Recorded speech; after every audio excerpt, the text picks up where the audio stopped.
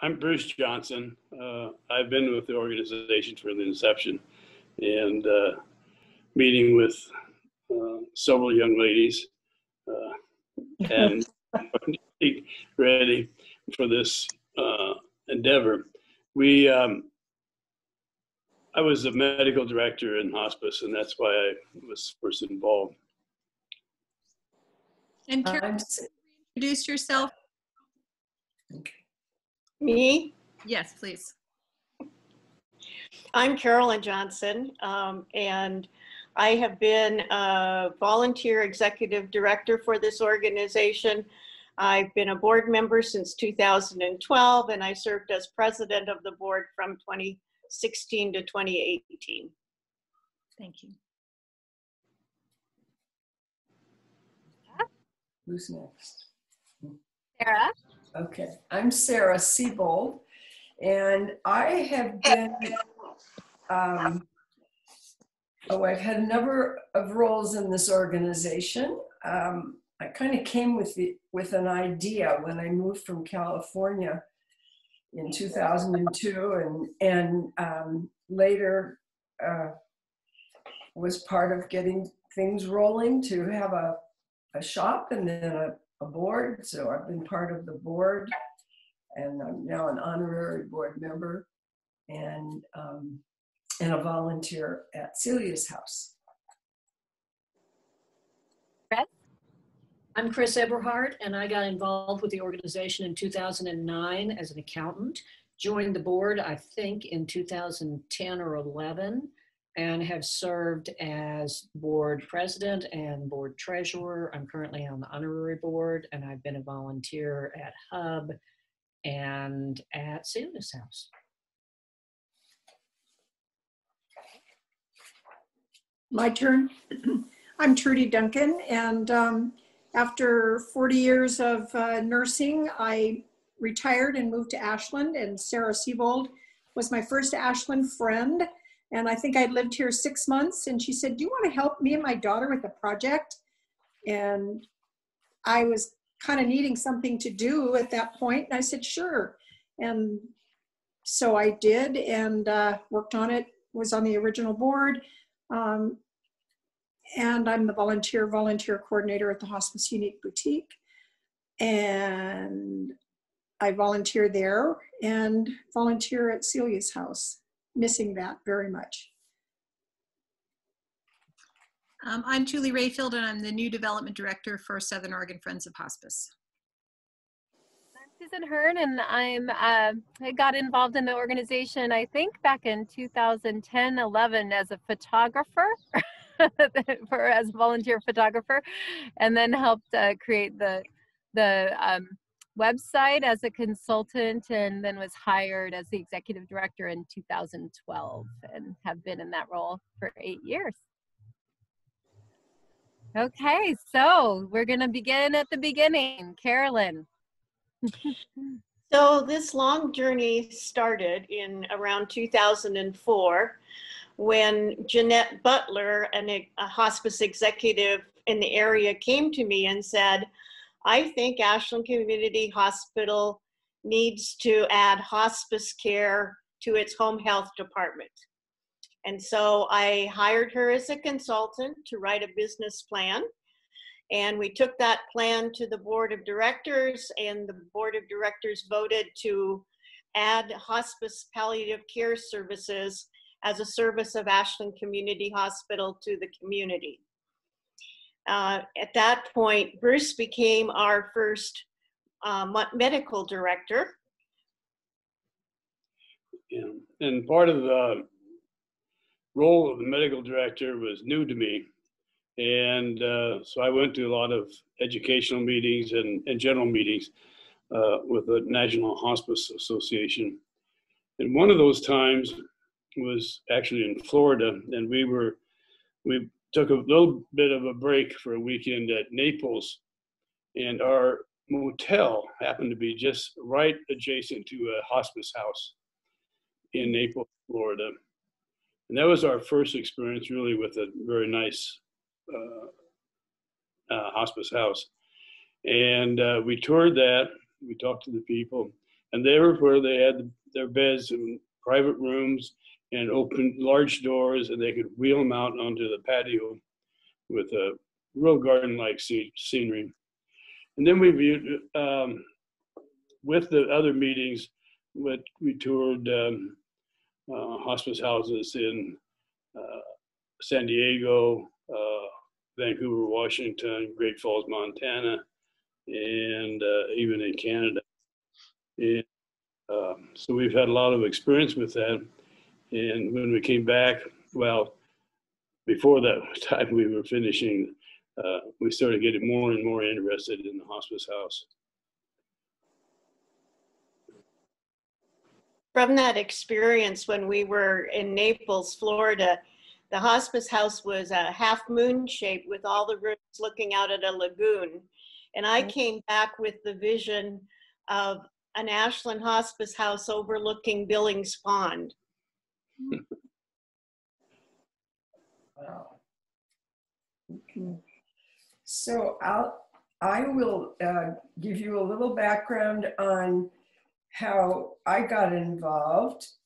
My husband and I had moved to Ashland from Northern California in 2002, and a few years later, our daughter Joan, who was going, and her two young children arrived in Ashland. She was going through a divorce, and she had been a teacher in California, and her credential didn't qualify in Oregon, so we started brainstorming, and I had just completed a training in the San Francisco Zen Hospice Project for a year of in-depth study about end-of-life counselor role. And so we started brainstorming, and I said, where are all these retired people who's going to care for all these retired people who have moved to Ashland and Southern Oregon in retirement? Certainly many of them are here without their families, their children. So we started talking about care, and I had seen in Northern California a shop that raised funds through a resale shop. And so that seemed to be, we needed to figure out how we could generate some funds. So my daughter and I met with Carolyn Johnson, and she was very responsive. I mean, we didn't know all the footwork had been done already to dream of hospice, but so she was, Carolyn had some discretionary funds that she was able to pay Joan hourly to do the footwork and writing the business plan, eventually also writing the what do you call it, about our board, the board. Bylaws. Yeah. Yeah. Yeah. So that's how it began. Then the legendary 2009 Elks Club parking lot sale. Shall we start? Who wants to start? Trudy, do you want to start with that? Yeah, and please fill in details. One of the things I wanted to start with was the fact that for several months before the sale, the word was put out that we were going to have this sale in July, and we needed stuff to sell. And who was it that let us store? Was it David at Antiquarium in his basement? It was one of the stores that faces Main, or whatever it's called, Siskiyou, whatever it's called at that point, downtown. That's pretty close to the Elks, just in the alley, pretty close. But anyway, we stored things there and repaired things and all of that, organized. And then on that fateful, wonderful day in July, I think what did it get to be, Sarah? 102, 104, something like that. And I'm from the Pacific Northwest, and that doesn't sit well with me. We set up tents, and we had a fabulous one-day sale. And I always say the proudest moment for me is that none of us old folks had a heat stroke that day, because believe me, we were hot. And I think we raised over $2,000 in one day. So started the conversation with a lot of people shopping too. So but I remember the parking lot sale was announced at the YMCA in some aerobic classes, and people came out, and I remember Barbara Patridge, I think her husband owned the building where we did our staging. oh, And she brought plants, and you know, there was really an enthusiasm that came out, and these people came out and brought things and then bought things, and we're very excited about it. Right on Lithia Way, between 2nd and downtown, on the way downtown. Yeah, it was a big day. And I remember Joan and I, we had all this money. What are we going to do with all this $2,000? Well, we had opened a little account at the local bank, which I remember depositing and thinking, gosh, we're in the money. So now you had all this money in the bank, and you realized you were going to move forward with your nonprofit. And Carolyn, you want to share how that all began? I wasn't actually a part of all of that, except giving them guidance in my role at the hospital.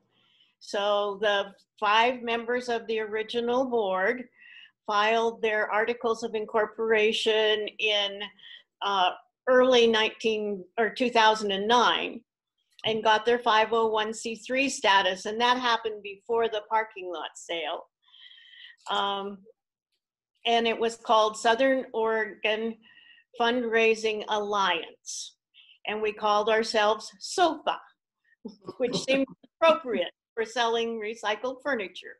I remember having meetings in Colleen's house, and Colleen was another member of this group, and Colleen Searle, and we met and met and met. Finally, Catholic Church agreed to be the president, and I'm talking about being agreeing, and we moved forward.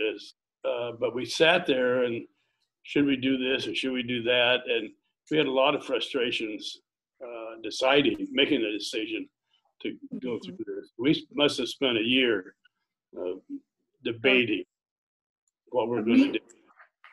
Meetings every month meetings, right? Yep. Let's list off those 5 founding board members. In addition to Catherine Church, the president, and Bruce Johnson, there was Sarah Seybold, Trudy Duncan, and Lynn. Lynn was one of our founding, wasn't she, Sarah? Jack Gibbs. I think she was. Yeah, Lynn. she was. Yeah. What was his last name again? What was Ceteris, Ceteras. And then Jack Gibbs was our accounting background person. Right, Jack kind of. Jack Gibbs was the accountant. Lynn was my next door neighbor. She had started a resale shop earlier, and so had some background. Helped us sort all the goods that were donated and get them for the parking lot sale. There's one thing that I think that we've either forgotten or anyway, we had the parking lot sale, but we needed more money than that. And we sent out letters explaining what we were about. And I remember being at the Siskiyou house collating the letters and addressing them. And I think we got a lot of the names of the people that we sent them to from the hospital's butterfly tea list. That's one of the things I remember. And I think we didn't we do 2 letter campaigns? It seems like we did. Oh, we must have made some money. Yeah, we did. At some point, when I got involved in 2009 working, Jack Gibbs called me up and said this group needs some accounting help, and he couldn't really do it. So would I like to get involved? So I did. And at some point in 2009, we had about $5,000, and this group started looking for a spot to have this resale shop. And we looked at a couple of places and ended up settling on the Miller Paint Store because they were moving. And they had moved. I remember Miller Paint Store was empty, and there was a sign on the window, for lease. And I remember calling them, and they were eager because they were still paying their rent, even though they had moved to the new location near the YMCA. And I remember the store was pretty dirty when it was. Kind of, yeah. So, so in June of 2009, we took possession of that. And I believe the loyal crew of volunteers moved in and started putting stuff out. Mm-hmm. Yeah, didn't you turn it over? Like, didn't you clean it all and put all the merchandise in there in a matter of about 10 days? Yep, we did. I remember Joan and Lynn in there painting, and Joan's two kids were there helping them paint. And one of the things I remember is all the paint splatters in the sinks. It was just disgusting. And we lived with that for how many years? But they came in, Miller Paint came in and cleaned the floors for us. I remember that. And the other thing they did, which I always try to remind us of, is that they helped us with our first month's rent. I think we got in without paying our first month's rent. They paid that. So. Yeah. Well, we worked with them. They wanted us, and they stayed pretty loyal. John Hamlin and the family. Yes. And then we ended up hiring, Trudy was involved in the hiring of the first manager, Leila Harlam, Harlam, Harlam, I believe. Yeah. Yeah, and how many days a week were we open then, the hub? 5. We were closed, I believe, on Sunday and Monday, and Leila was a part-time person. And other than that, everyone was a volunteer. So we were open 5 days a week, completely staffed by pretty much completely staffed by incredible volunteers. And that's when Trudy sort of stepped up and really started coordinating these volunteers. How many volunteers did you have back then, Trudy? How many volunteers? I've tried to remember. We pulled some of our volunteers we had an advisory committee with about 20 people while we were trying to figure out, what the plan was to open a shop. A lot of people that had retail and in the community, and several of those joined forces, and quite a few and volunteered. I think maybe 15. I know it wasn't enough to fill all the shifts for sure. So I do remember that. And I remember I did the scheduling for years. Oh my goodness. I give such kudos to people who do that for a living. Anyway, so yeah. What just comes to my mind is the kind of the tone of the shop at the beginning was a little bit, a little on the hippie side, and just a little. Yeah. It certainly has evolved to much more style and. But in the early days, and I think Leila, that was she came from Santa Cruz, California, and I think she was comfortable with crystals and various symbols that were a little bit counterculture. But then Nancy James came on the scene. And we happened, I remember on the 4th of July, we rented a space and created a little booth in the park, and with our name on it. And I remember Trudy and Bruce and Jack and I and talking. We're trying to recruit volunteers and talk about this wonderful hospice shop that was going to make a hospice house. And Nancy James and Rocky came by. She was, anyway, that was the beginning of our recruiting, one of our best recruits. Yeah, that's for sure. Yeah, I remember working with Nancy, and she would hold things up and she'd say, "Does this say boutique?" If it didn't say boutique, it would go in the not for sale file. So she definitely classed us up a bit. She did. Sure. And she grew up with a mother who ran some kind of a special antiques and, you know, finer things. She knew a lot more than I knew. But it was also surprising in that the store was very well supported, not surprising, but the store was very well supported by the community, and we managed to earn a profit the first year due to the hard work of these volunteers. So then the board was faced with, what are we going to do now with this profit? Mm-hmm. Yeah. Up with Carolyn. So at this point, we were beginning to realize that this was not going to be a hospice house in Ashland, that it would not fly if it was just part of Ashland Community Hospital Hospice and didn't have the support of the other hospice programs. And so one of the ways that we could build support with them and start a collaborative relationship was to offer them grants. And so we took that $5,000 and we were able to grant then it was 3 hospice programs that were nonprofit. And we also gave a grant to Winter Spring because they did bereavement groups, and that was part of the continuum of end-of-life care that we wanted to support. Okay. Excuse me, Sarah. No, I just remember that Threshold Singers was another group that received a grant early on from this new board. I remember that it was such a pleasant way to receive a grant that we would just ask people to write us a thank you note and let us know how they plan to use the money.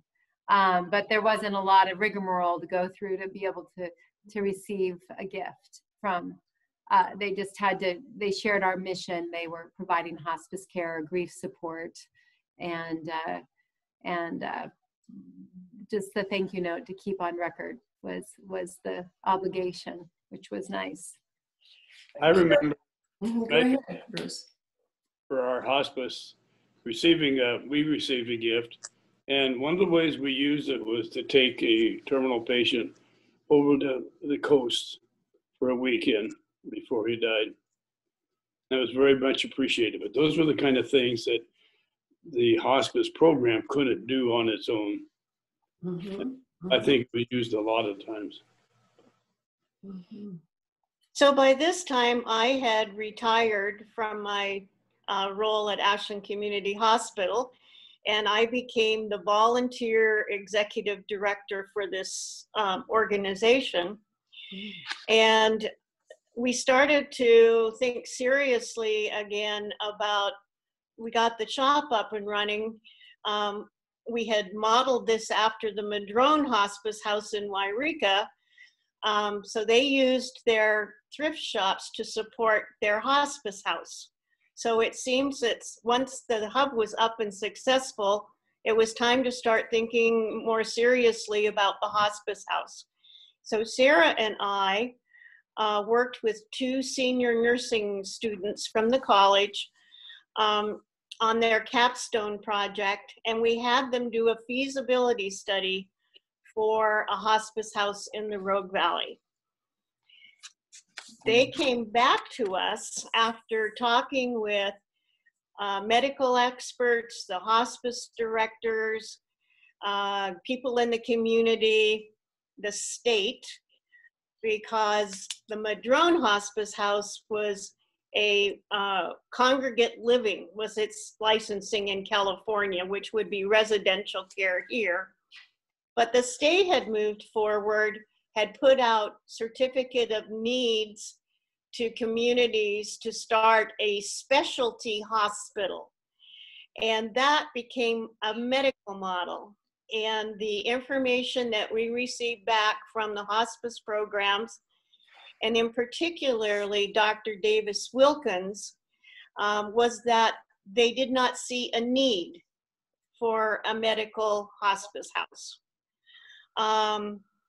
They also said that there were a lot of myths out there about hospice, and that a lot of education needed to be done with the community if we were going to get community buy-in.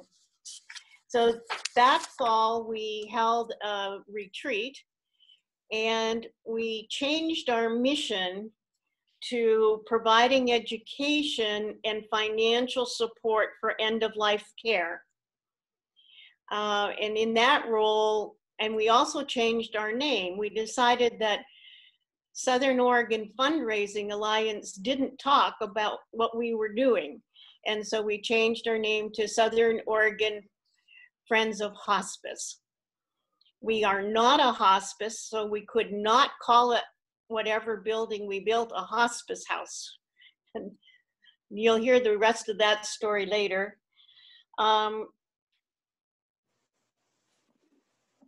I think that's all I have to say about that retreat. One thing that during that phase that Carolyn just described, I remember reaching out to the directors of hospice programs at Asante, at Providence, and setting up meetings where we come together and start collaborating or talking about our shared issues. We, the shop, had given a little small grants to Providence and Asante, and what we learned later is that they really weren't talking to each other, and so I think that we became a bridge for hospices to come together in our common mission. This was 2011, and with the new educational focus, they wanted to do a website that was more of a resource. And so Carolyn asked me if I had done the website for Ashland Community Hospital twice, and she asked me if I would help create the website for Southern Oregon Friends of Hospice. And we also created our first rendition of the logo that was a heart in the hands, and our first brochure. So we did all those materials first in 2011, and I think finished the website in early 2012. So the website became a resource. So Lovejoy Hospice, so it was to go from advanced care planning through grief. So advanced care planning, the organization COHO was very active at that time with John Forsyth, and I was helping with that project, choosing options, honoring options, so education about the importance of filling out your advance directive and your post form. And then we had information about the palliative care programs in the Valley, which were Rogue and Providence had developed palliative care programs at that time. And then the hospice programs, there were actually 5 at that time. There was Ashland Community Hospital Hospice, Asante Hospice, Providence Hospice, Signature Hospice, and Lovejoy Hospice up in Grants Pass. And then for the grief portion, we highlighted what Winter Spring was doing in terms of grief support. And we talked about on the website how to support a loved one at the end of life, physically, emotionally, socially, spiritually, bringing in all the different ways that one could support their loved one in that circumstance, and helping people find the resources they might need. So that's what the first website was geared to do, as well as helping people know how to donate and shop and volunteer at the hub. In the meantime, the Hub did a wonderful Christmas candlelight sale that really helped us raise more money, and it's become a signature event every year. The store is spectacularly beautiful. We save wonderful things to sell at that sale. The board provided refreshments, and it was quite a festive event. It continues on to this day. 2011, we also ended up with $10,000 we could give away. So the store has just, Hub has just been an incredibly profitable little machine there. And at the store, our volunteers were trained to really be sensitive to the donors. Donors were coming in with their own stories of their loss of their loved ones and the donations that they were making to us because that's what their loved one would have wanted. And these people may have moved here from Indiana or Pennsylvania. Hospice was a generic term, and they understood that because we were hospice to them. And I think our training was really sensitive around listening, around being supportive, and really taking time with our donors. It was later, but in the fall of that year, that the organization decided that they needed a paid executive director. And I certainly was willing to step out, and we hired Susan Hearn through a hiring process in August 20th of 2012. And at that point also, Melanie Alvarez became the manager of the Hub, and Layla had done a great job getting us going, and now we were more established, and it was time to turn to a different type of manager for the Hub. You know, Chris, there's one other manager there between those two. That was Rhea. Yep, Rhea Harlow. And she was assistant manager with Leela for maybe about a year. And then when Leela left, Rhea became our manager. And she lent to us a gentle kindness and a feeling of serenity in the shop. I think she really, really set the tone for that in a very incredibly sincere way. So I had forgotten about, I had not forgotten about her, but you're right. She did sort of change the tone, and then that made a transition to Melanie, who was there for several years. Yep. But we were delighted to be able to hire Susan on a part-time basis in August. And that really sort of put us, gave us some firm footing to move forward towards what we really wanted to do at that point, was to create a hospice house. I remember Sarah Seybold saying we should contact Sister Mary Pat and use the Suncrest Retreat Center, which is for the Namas family. And so we had that kind of momentous strategic planning retreat in October. And I distinctly remember Carolyn saying something. Do you want to share what you said with great enthusiasm, or do I need to tell you what you said? And he did that. All I remember is that Cynthia Shear was facilitating that retreat, and she was using the hedgehog as a model to have us evaluate our mission, our resources, and there was a third circle, and in the hedgehog, middle of the hedgehog, came up the renewal to move to building a hospice house. And at that time, we also heard from Davis Wilkins, I think, that a residential model of a hospice house was really where the need was. She was still out taking care of people in their homes, and she was seeing how frequently the home situation wasn't the safest or the most comfortable, or it was too stressful for the family members to be doing the care. The medical piece, being able to manage symptoms, was not the concern as much as the more of a crisis of caregiving, not having the caregiving that this person needed, and that a residential model of a hospice would be the right direction to go in. Yeah, one of the differences between the medical and the residential model was the medical model only served patients for a very brief time, and it was allowed to, they could take a patient in. It was paid for by the hospice program, so the government, Medicare, was paying for that, but they could only stay for 3 to 5 days until their symptoms were controlled, and then had to be discharged. And so Davis's talk with us about the residential model where people could stay was enlightening to us, and I remember that very much. And I think that allowed us to change our direction. If to do a medical model, it had to be under one of the hospices.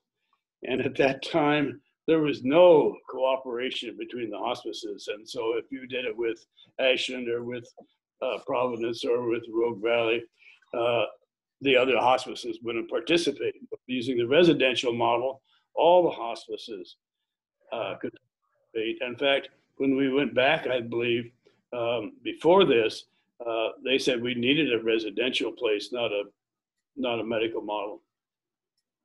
And to kind of cement that that collaborative feeling, we had raised $30,000 that we were willing to give away that year in 2012, and so we gave much more substantial grants to all the nonprofit hospice providers, and they all came and received their checks and got to know each other again. Another opportunity for some social time with one another. I remember those events in the summer. We would have the granting event, and we'd be out. We kind of stationed our chairs and maybe an umbrella in the parking lot, and we made it kind of public. And sometimes we'd have well, the mayor came and gave 1 year and made the presentations. But I can remember Louise came and set up a whole wine bar outside our little shop to celebrate. In other words, it really, we got some press and some notoriety giving money away. Trudy, you want to talk about the potlucks? Oh. Just briefly, I'll just say that our volunteers are, you all know, because you're all volunteers, are the lifeblood. And so very early on, I thought it would be great to get them all together once a year or so. Our first one was at the Siskiyou House. We did a few there, as I recall. And I was thinking back of numbers. And at that point, the spouses were there also. And I think I had set up the tables to serve maybe less than 30, but right around 30. And now we have, and those were potlucks. The board provided the food generally, or at least the side dishes. And then that's evolved to once a year potato bar dinner at Trinity Episcopal that is so generous to let us use their facility. And I now set up the room for about between 80 and 100, and spouses are included. And the one thing that is, I think, universal with our volunteers, among other things, is that they don't want or need recognition or any little favors or anything. I just hear that over and over and over again. Most of them because they don't want us spending money on them. They want us spending money on our mission. And so there's always so much gratitude and such a good feeling about those events. And I guess that's all I have to say. I lost my sous chef. Well, actually, I was a sous chef. He was the chef. Brenton moved to Hawaii, so I don't have him anymore. So we'll see. After COVID, if we do a potato bar, I might be calling on you guys to help. We know you will. So once the board had decided that we were going to once again resurrect the idea of a hospice house and that it would be a residential model, a committee was formed, of course, and there were two different options to explore. One would to be licensed as an adult daycare or adult foster home, and the other would be a residential care facility.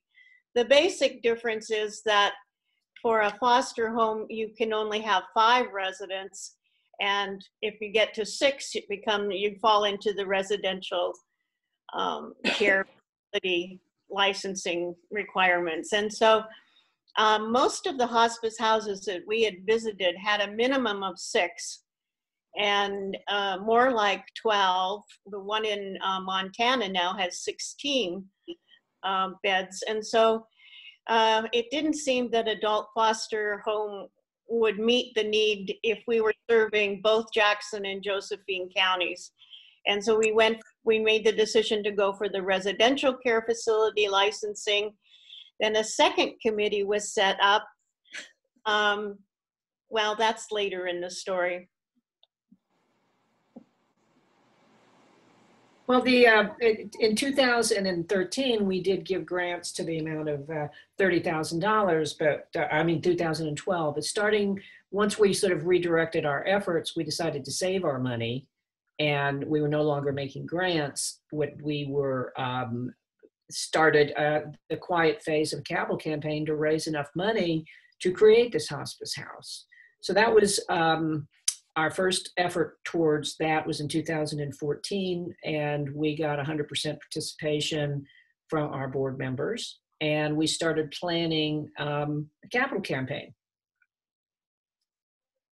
Yeah, we also did a lot of research about need, and I want to call out Cheryl French and Chuck Reiling in particular.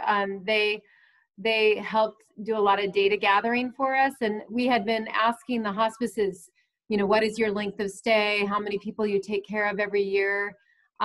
We had a hospice analytics data from the state of Oregon that said 44% of, well, 52%, 53% of people in Oregon die on hospice, and about 44% of those hospice patients do not die in their own home. They die in a nursing home, a hospital, some other facility setting. That and so it made a really good, strong case that a specialty residential hospice was really needed.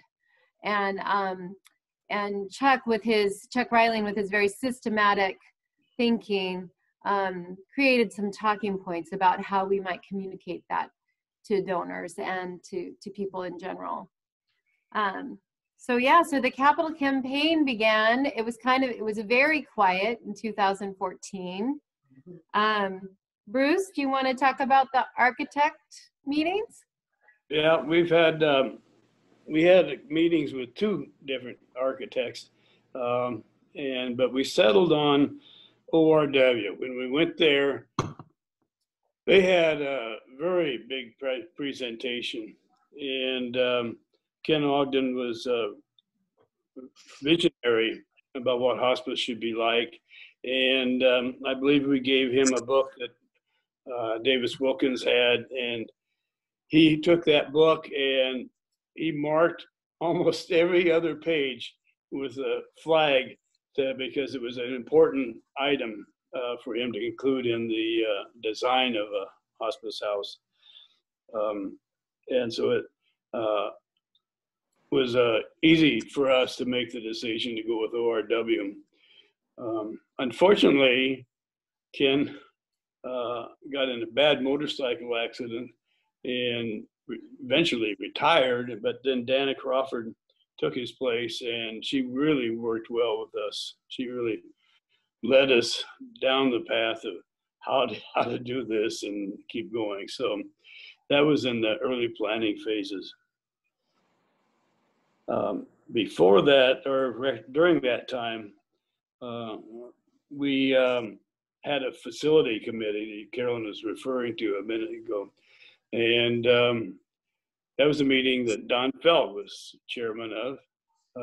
I was sort of in it I was sort of running it initially, but I got him to take over.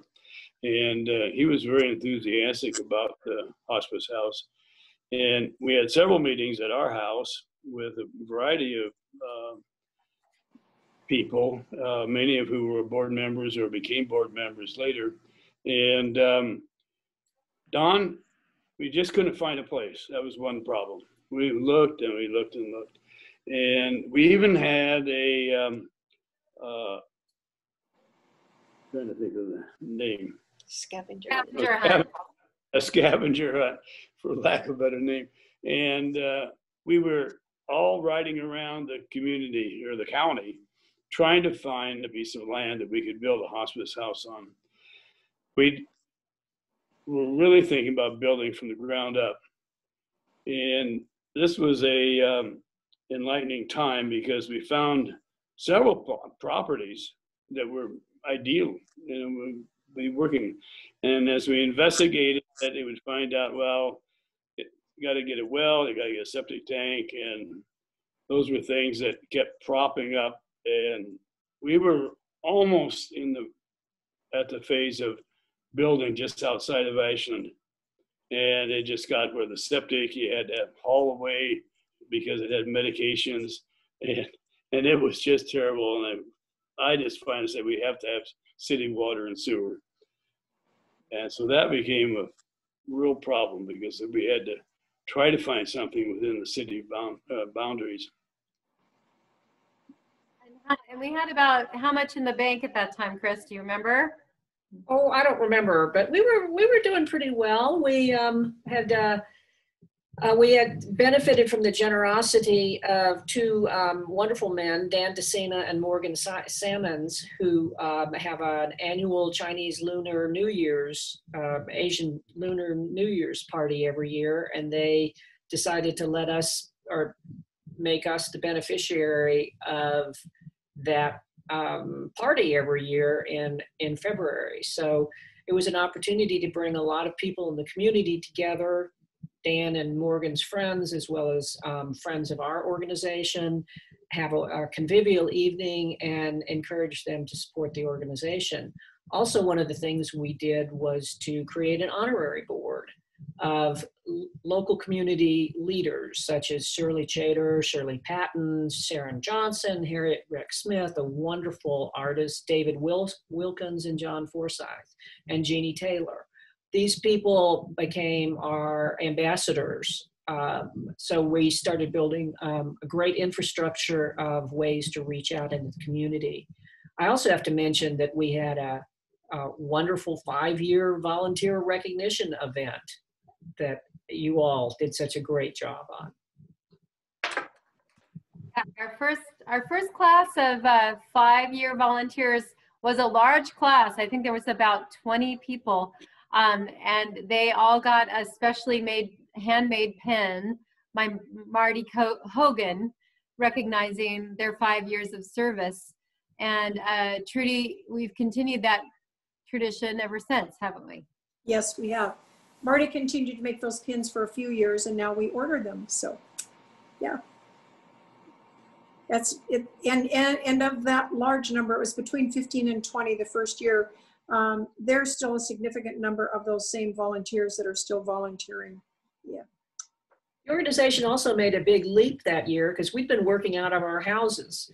We would all just have meetings in our dining room tables, and that was it. And Susan and Sue Carroll found a space over on Mistletoe Road, and we rented it. And as the financial person for the organization, every time we made these big leaps, I was just biting my fingernails, like, can we really afford this? But it all worked out. And so we became much more professional with a wonderful office. And so we reached a new plateau at that point. We actually had an office and a conference room. And a conference room. Also, we hired Sue Carroll in March of 2014. She was our second employee for Southern Oregon Friends of Hospice. She came on at 10 hours a week, and she was the development coordinator. And then she became she was the development assistant, and then she became the development coordinator. So it's really just the two of us. I was 20 hours a week, and she was 10 hours a week. Right. So go ahead. No, I was just going to say then, as far as fundraising, we then decided that we needed to be serious. We had a donor database. We had Sue helping to support that donor database. We had the board, the honorary board, and we decided we should hire a consultant to advise us in a capital campaign and to do a serious feasibility study. So we hired Casey Woodard, who came highly recommended to us, and he was a consultant out of Cottage Grove, Oregon. So he spent the winter season, so to speak, down here on and off, talking to various people about our plans, what they thought of them, whether they would support it, whether they whether they thought we would be successful. And what I think is ironic is all the people they talked to thought it was a great idea. And they thought maybe we could raise a couple of $1 million. And that was about it. But, and as we know, we raised a lot more than that. So due to the hard work of the people, of Susan and the people on the board. But that was our next leap. Casey Woodard went on to help advise us on the capital campaign. Initially, I think we all learned a lot from him. And then basically we were weaned away from him, and we're flying on our own. Casey also got feedback from the people that he interviewed that the hospice house should be centrally located between the two hospitals. So that gave us a tighter focus on where to search for that property. In addition to, I just want to remember our board members and Susan going out in all kinds of weather, like on rainy days, walking on raw land, wet land, looking for the right property. And I think we made 2 different offers for land, and then had some research on the property, and neither of those worked out. And Bruce mentioned that it was the board who said city sewer, city water, and that kind of got Susan going as to where this might be. yeah, the two. I'd like to take credit for one thing. When we looked at the raising money, and we had this 2.1 million goal, I made the recommendation that we go to 4 million, and everybody agreed. The only thing I take credit for in the campaign. Yay. I think the 2 properties we actually had offers on, one was on Nevada Street in Ashland, and that was the one where we learned about more than we wanted to know about sewer systems. And then the other was outside of Griffin Creek, over on the way to Jacksonville. And that one didn't have city water. And we tried to get the Water Commission of Medford to help us extend some water to the property, but they didn't agree. And so we had to let go of that. And all of these obstacles, I remember saying, well, maybe finding land is so difficult because just the right thing is around the corner. In addition, one little thing before we go to the land that we actually ended up with, Casey Woodard, he helped us, he interviewed 38 community leaders. Only 5 had ever heard of us, but 87% said they would support this project. And I think nearly 100% actually eventually did. He found out we should be in the Switzerland territory between the 2 hospitals. And then he also said, we need to identify our capital campaign chair. And he helped us recruit Davis Wilkins to be our capital campaign chair. And she agreed, which we're so fortunate because she was instrumental in getting all of the medical community to get behind the project. And also she's a very talented event planner and obviously knows very deeply about the need for residential hospice. She could tell that story with a great deal of credibility as a hospice medical director and palliative care expert. Okay, so we're in 2015 still. And I guess my part is next. I had my search engine on Zillow.com at 1 acre properties in Medford or larger. And this property came up and it was $1.3 million. And I looked at it, it was maybe August 2015. And I thought about it for about 3 weeks before I had enough nerve to call the realtor. And I said, we really don't have money to buy a $1.3 million building, but we're looking for a place for a hospice house. Would you be willing to show it to us and the board? And I think about 20 of us came to have a tour. And the wonderful previous owners, Paula Stenberg and Jay Beckstead, loved the idea of it being a hospice house. And we learned that the property had originally been Harry and Eleanor Holmes of Harry and David's.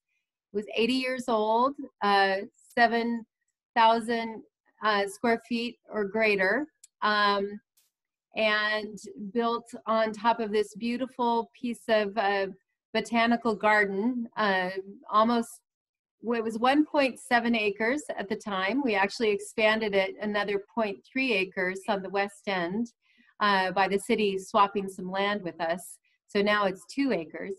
But they said, well, if you can figure it out, you know, we'd love to work with you. And so at that point, we brought in the Medford's building department.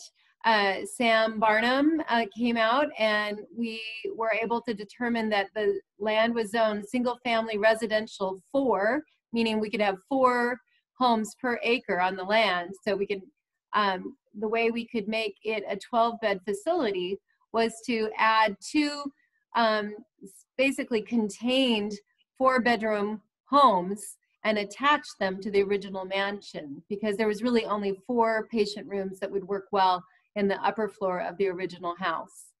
And when we realized we could do that, we decided, okay, let's go ahead and make an offer. And we made a crazy offer. We asked for 6 months of escrow to earn the money, half of the value of the house, $650,000. We asked for Paula and Jay to let us bring our donors through the house and maybe have a party or 2. And we asked them to finance the other half of that $1.3 million themselves, because we didn't think we could get a loan. And we said, and for all that, we'll name the walking path after you. and they agreed. They agreed. And that was really remarkable. So we began. They lived in the house while we were doing all this, bringing groups in and doing tours. And I remember they were training, she was training a little puppy. But everything that the people who came on the tours saw was their furniture, it was their home. And I remember walking in through their bedroom with a group of people and thinking, you know, how generous and how they really had a trust that this was the right thing. We were very blessed. So Chris and we reached out to a potential foundation, and you want to tell that story? Right. The Kariko Foundation was a relatively new foundation for the Rogue Valley, established in 2014. And their interests were aligned with ours, and we thought that they would be interested in our hospice program. So we had to figure out a way to get to them. Rich and Christy Karchmer, who are longtime residents of Medford, who are currently on our board and were on our honorary board initially, knew Monty Williams, who is one of the directors of the foundation. So they put a good word in for us, and Susan and I went and called on Monty, and we had a lovely conversation. At that point, we had the floor plan of the house, and we sort of, in the conversation, showed it to him. We had naming opportunities, and he sort of looked down and said, sure, we'll do $150,000 for the naming rights for the solarium, the sunroom. And Susan and I said, great, wonderful. We walked out of there going, wow, we just got $150,000. And since then, at that point, we never had, outside of the board, anything over 1,000, I don't think. Right. They have been great supporters throughout the entire process and continue to be. But that was really another milestone that got us believing we could actually do this. The Thomas family also came and gave us a nice grant that same in 2015, very early. And I just want to share that Paula Stenberg had been their triplets teacher and made homemade cookies for them. So they really wanted, us to be able to be successful. And so they were very early supporters as well. And that was great. I guess one other thing about grant makers is we were able to get grants from the Oregon Community Foundation and the Carpenter Foundation. And those are both well-respected organizations here in Southern Oregon as well as statewide. And so by their endorsement of our project, we felt really great about that as well. So you sort of start getting the momentum on the fundraising going.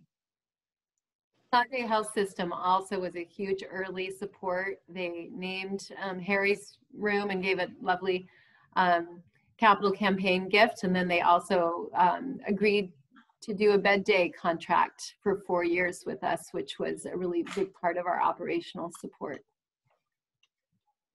Okay, so through this whole story is that this has been a working board.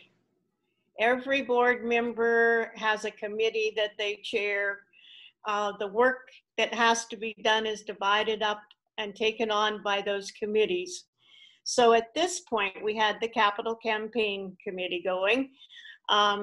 We had a facility committee group going to work with the architect and oversee that process. And then we had what we called the resident care committee, because we still had to get a license for this facility. And to get a license, there are hundreds of Oregon administrative rules that you have to address.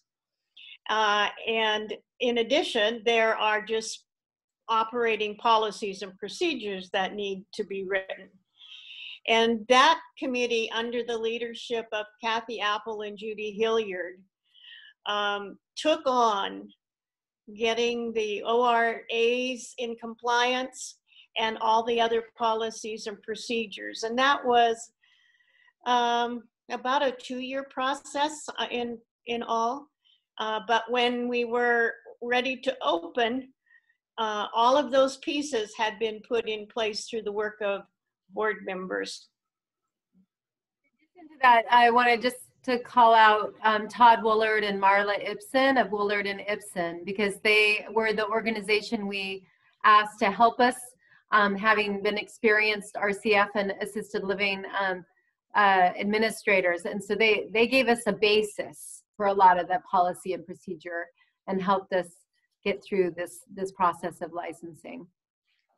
So we've started that process by setting out what the essential tenets or principles or guidelines that the founders had for this project.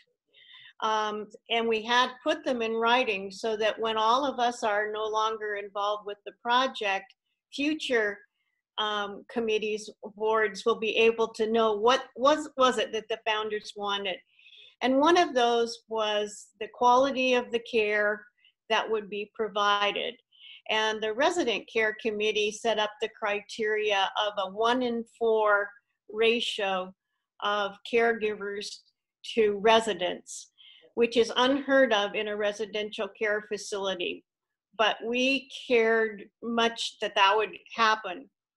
We also want the house to be available to anybody regardless of their ability to pay. And so we established the Celia's Care Fund that people can donate to allow that to happen. Chris, you want to go next? To me. Here. I'm sorry, I didn't hear that. Were you talking to me? Well, I had Bruce talk about Yeah. how we selected the builder and then the naming of the house. Yeah. The I think the process of deciding to have a 12-bedroom unit was almost forced on us in a way. We had a couple volunteers who had been in the construction business, and while we were originally thinking about extending out over where the garage was and into the apartment, and they said, you can't remove that roof and get it back down. You're just better off building the whole unit over here. And we swallowed deeply when we started thinking about how much that was. And but we went ahead and decided to go for that. We interviewed 2 contractors. We were going to see 3, but one backed out, and we had both Adroit and Oslin, and they were both good contractors. They were, really excellent. And but some people drove up to Wolf Creek Tavern, which Oslin was remodeling, and they had apparently numbered every board where it came from, and everybody was enthused about their methods of remodeling. And they'd also done a lot of work at the college. And so we went with Oslin, and that's worked out well. The only thing I'll say now is that the little bit later with the fundraising, we contacted Jed Meese and brought him over to the house. And John Forsyth and I and Susan took him out to lunch and brought him back. And we asked him, well, he was very blunt. He just said, how much do you want? And I don't remember exactly how we approached it, but I think we asked for $1 million. And he said, that's fine. Just like that. And he talked to me afterwards. He says, I knew when you were going to be there, and it was going to cost me a lot. Well, it wasn't exactly just like that. We'd been talking to him for maybe 3 or 4 years, but he finally got to come visit the house. And it was cute because we had named almost everything in the house. And he said, I'm so sorry I didn't get, I've heard such great things about this project. I'm so sorry I hadn't gotten involved in it. And I said, well, Jed, it's not too late. We haven't named the house. And had looked up that morning the name Celia, his wife's name, Celia Meese, and thought, wow, Celia's house would be a beautiful name. And it's kind of unique and it's easy to remember. And I wonder what it means. And I looked up the Latin meaning of Celia, and it means heavenly beauty. And I thought, well, how perfect for both the hospice house and for Celia. So that's how it became Celia's house. I have a memory that was a little bit ahead of that. And it was one of those days when we were bringing in people to tour the house, and we brought James Collier and his caregiver. And John Forsyth was on hand. kind of accompanying James's wheelchair and through the downstairs, but I can remember at the foot of that downstairs, James says, "What do I have to do to get my name on this house?" And John Forsyth said, "Give us $1 million." And that didn't happen. But what happened is we had a bar. And I think when the Mies generosity came forward, it was kind of known, you name the house. So that was great. Sarah, do you want to tell about the culture committee? Gosh, the culture committee, wonderful. Yeah, we formed a group. John Forsyth was kind of the head of it, and we created a whole curriculum for training, and very much based on kindness is at the heart of everything we do. And we got a lot of wonderful ideas from the San Francisco Zen Hospice Project. And a number of us went down there and did the training there and met with people there. And so that's how people, they'd come on tours and they'd say, "I want to volunteer," and so we'd get people's names down on those volunteer lists. And we had Sue Carroll and kind of planning the culture, the first trainings. Yeah. Chris, you want to talk about the money, a little bit more about the money part? A little bit more about the money. So as Susan said, our terms with the escrow were 6 months. At some point, the sellers of the house were going to finance any money that we had not yet raised to pay off the original balance of the house. And that time was coming close, where the interest rate that they were going to charge us was certainly reasonable for them, but it was pretty high for us. And I was actually in a restaurant and happened to be sitting at the next table over from Sid DeBoer, and Sid DeBoer, who is a philanthropist and very successful business person, and had also been interested in our project, basically said, "How's that going?" So I mentioned that, yeah, it's going great, but we're going to have to take out a loan at an interest rate, and it's going to be a little expensive. And he said, "Fine, I'll loan you the money, a lot cheaper, so I'll go ahead and do that." And I immediately went home and called Susan, and Sid loaned us the money to get us through with a much lower interest rate until we became ready to take out our construction loan. So I think that saved us a lot of money, his generosity and making that loan to us. So Trudy, part of what was going on at this time was a lot of events. Remember, we had a lot of parties. Which you're a party girl. No, not compared to you, that's for sure. Well, Susan, you're right, and you were always the one that told us what you wanted, what you expected, and we have a fabulous event committee of about 5, and plus some auxiliary that help, and I think we've always pulled it off with the help of Dana, who was our first chef, and Karen, the present. I think that you asked me about my favorites. I think I have 2 favorites. And it has nothing to do with the actual reason we were having it, but just anyway, one of the fundraisers that was the craziest thing was the cocktail party, and you had roulette. Anyway, people could gamble for fake money. And that was pretty cool. The event committee had fun with that one. Then when we had the trainings for resident support volunteers, I especially remember the first one we did at the hospice house, because we did use Trinity for, I think, the first one, at least for part of it.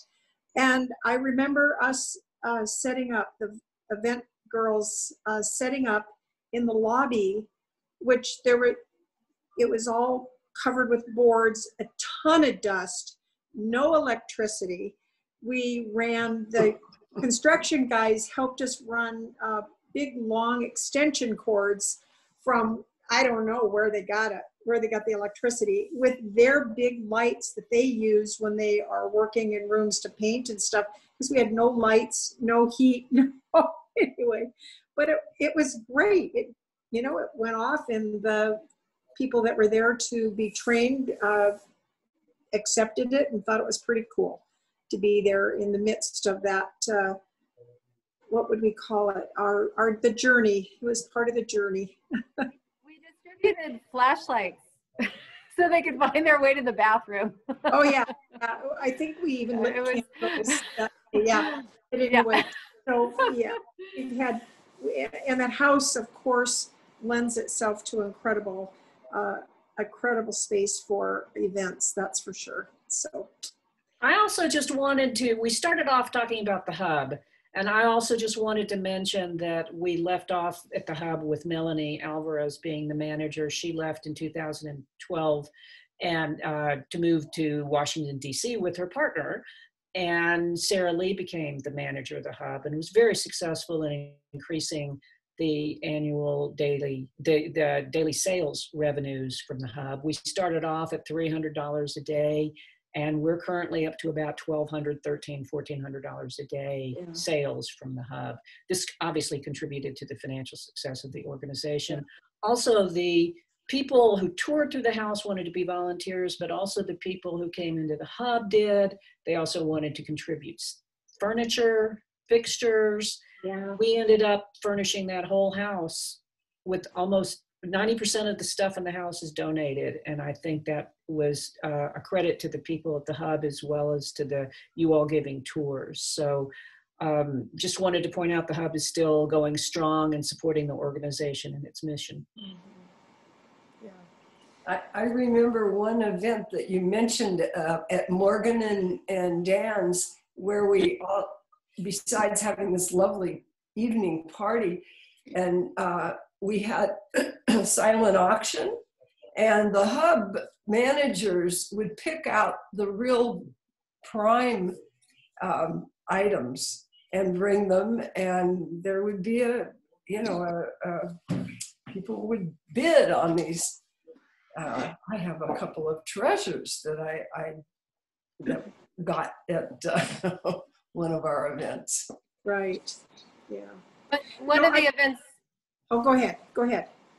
Oh, I remember most is the, this is called Bless This House. And I think it was Sarah that found blessings from all different traditions.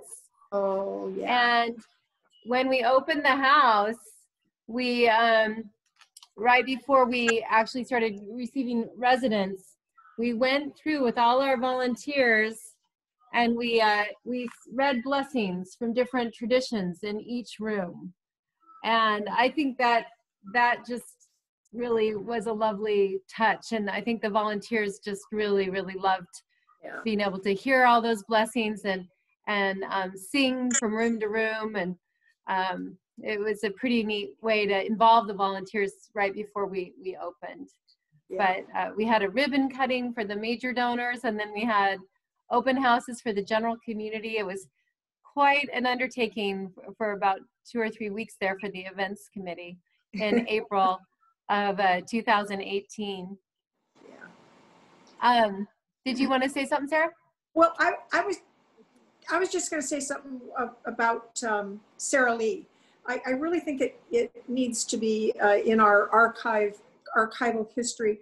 I think she was probably our first manager who had looked ahead, almost to a fault. It could drive you nuts in a second, but she planned so ahead, and I think that was part of the success of when she was there. Everything was planned out. She knew when it was going to happen. She knew what we needed, and it was, yeah. She made us turn, I think, into a different shop. You know, each manager is given some of their gifts, but Sarah really got us boosted, I think. And the two gals we have now, Lisa and Patrice, they have really followed in her footsteps and are, yeah. Sarah Lee introduced really the eBay, the system of selling on eBay, which I don't think we had done before that. And I also remember taking art, beautiful pieces of art, to a San Francisco, Susan, you were in on that, to be auctioned. I mean, you know, our selling was getting much more sophisticated. Yeah. Gifts were becoming much more high end as well, the donations to the hub. Mm-hmm. So the timeline just for the house, when we closed escrow in April of 2016 with Paula and Jay, they asked if they could stay in the house and we wouldn't have to pay any interest and they wouldn't have to pay any rent. And we could still bring people through the house and donors through the house. And we did. And that was wonderful, win-win. And then we got the great loan from Sid DeBoer. And so we barely paid any interest at all. And then in November of 2016, Sue, Carroll, and I moved into the former butler's quarters off the kitchen as the office. And by June of the following year, June 1st, we had the groundbreaking event, and then the construction guys moved into the next door office below us here in the building, and we occupied that kind of together for 10 months through the whole construction phase. And the summer of 2017, the construction all was happening in the place where all the irrigation was controlled, and so this lovely property of botanical garden lost its irrigation. And so every night after the construction workers left, I would put on my swimsuit and I would spray all the plants and move all the sprinkler systems and water the whole property so that we didn't lose all the plants. John Forsyth would come during the day, but I would just, I don't think a lot of people knew that. So anyway, we saved the plants, and then it became winter and freezing and muddy, and of course, but we had a wonderful addition of Diane Garcia as a helper for our campaign, and she invited Wendy Selden, who decided to name the garden wing, a very generous gift. The Duke family came and named the Duke living room, and more medical providers stepped in, and we just kept getting higher and higher in our campaign, up to 3 million, 3.5 million or so by the time we opened. And that was in May of 2018. And we had a resident on our very first day, May 14th. We hired Randall Reeve as our first administrator and Tony Berry as our first nurse. And got through that first year with lots of learning. We went from 2 employees. Well, we had Sarah Biniak join us, I should say, in September of 2017 as an intern for her Master's of Public Health from George Washington University. And I was her preceptor for that. And she's turned out to be a phenomenal employee. And we went from the 3 of us, Sue Carroll, Sarah Biniak, and I, to about 30 employees and running Celia's house. So that was quite a dramatic shift. And I know Carolyn passed the baton on to Chuck Reiling right then, around 2018, right? Right, Carolyn? Yes. Chuck got the fun of being a startup. One thing I would like to add when you're talking about our boards, there was a point when we were doing all this growing that we realized everybody on our board was from Ashland, and we now were creating a wonderful opportunity for Rogue Valley, Jackson County, Josephine County. So I think the board became very conscious of looking for board members as board members would finish their time from not in Ashland. And I think that was done very consciously and to a great benefit because we've just grown and gotten known more outside of the Ashland circle. Carolyn, I know you've quoted this before, but I think it's so Margaret Mead quote about the small community members with an idea. The only thing great in life that has ever been created starts with that small group of community-minded people that all, had a dream. And do you know what I'm talking about? Am I maybe the wrong reference there? You're giving that credit to me, but I don't know that quote. Oh, you mentioned it one time in a speech, but I think just that idea of a small group of dedicated community members, that's what you all represent, I think. And kind of fun to look back at how small it all started and how big it is now. That's for sure. It's been an honor for me, I know. And I knew no one when I moved to Ashland except my daughter, son-in-law, and 2 granddaughters. And actually through this project, made a lot of friends, and it's just been an incredible project for me. I echo Trudy's sentiments completely because I had moved to the area about a year before, and it's really made a big difference in my life, and I'm very honored to have been a part of this project. And although Bruce and I are no longer on the board, we're honorary board members now, we're still involved in committees and volunteering at the house. I'm also an honorary board member now, and still very committed to financially supporting and even looking, at our will and wanting to continue to contribute to this most important work that's happening here in Southern Oregon.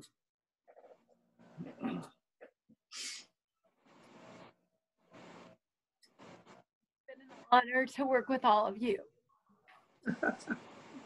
Thank you. And Susan, you've done a beautiful job. And just what we've just talked about today, just, putting the history in a great big bowl, like a big, collection of beautiful ripe fruit. I think you leaving us in a very healthy way. And we will miss you. We know you're going to be volunteering and buying your clothes at the hub.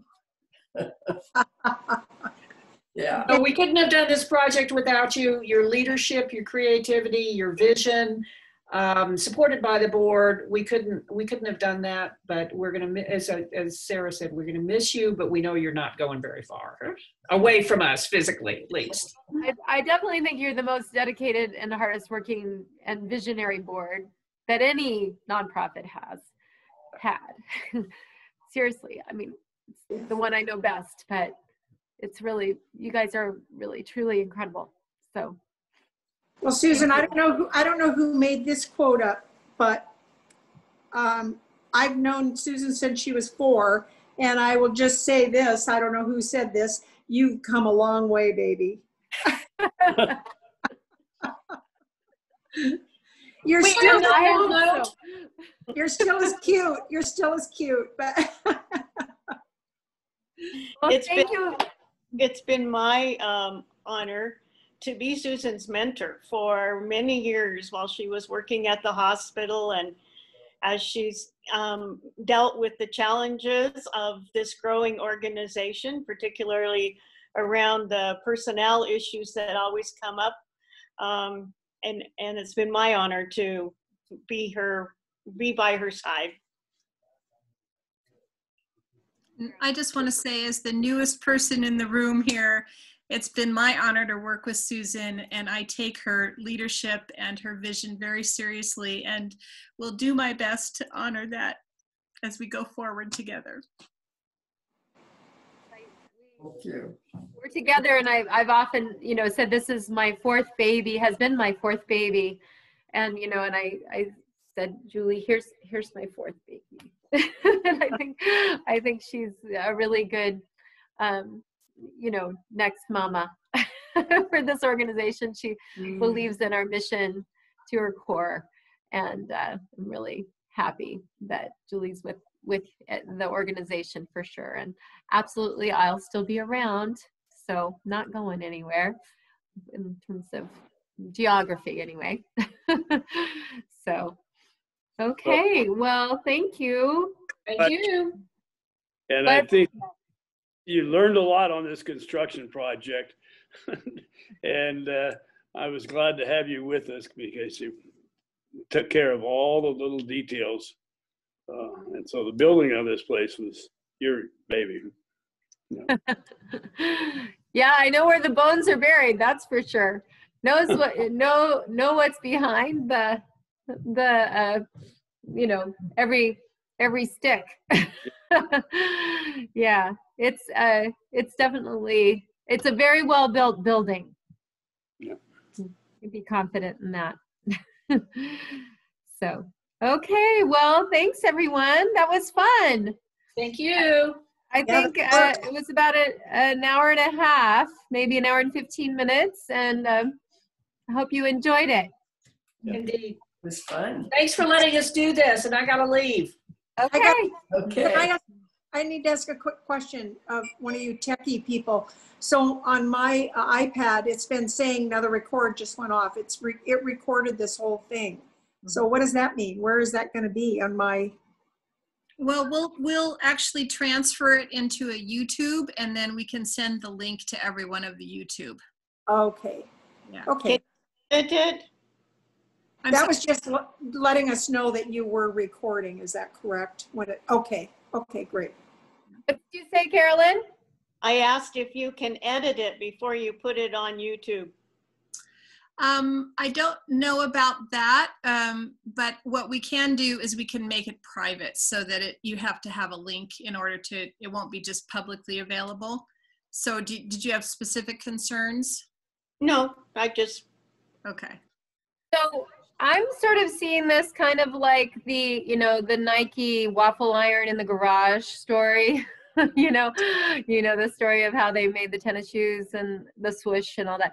Anyway, it's part of an organization to have their stories captured, and I wanted to capture these stories. I hope, you know, who knows, whoever comes in, that it will be available to new employees, new leaders as they move forward, new board members, and they'll be able to watch this and kind of hear directly from the people that were in the trenches, our history.